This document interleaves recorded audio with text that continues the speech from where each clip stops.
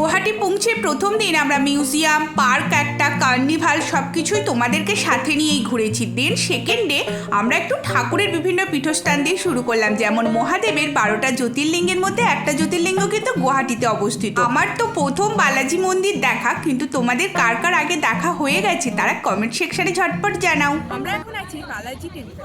এটা গুয়াহাটি বালাজি টেম্পল। তো এর মধ্যে ঢুকলাম, এর মধ্যে কিন্তু ক্যামেরা অ্যালাউ নেই।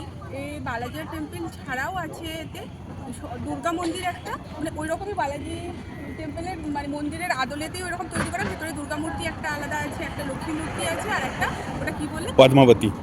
পদ্মাবতী ছাড়াও সামনে যেটা সেই ঘন্টা লম্বা মতো ছিল ওটা হচ্ছে গরুর। গরু।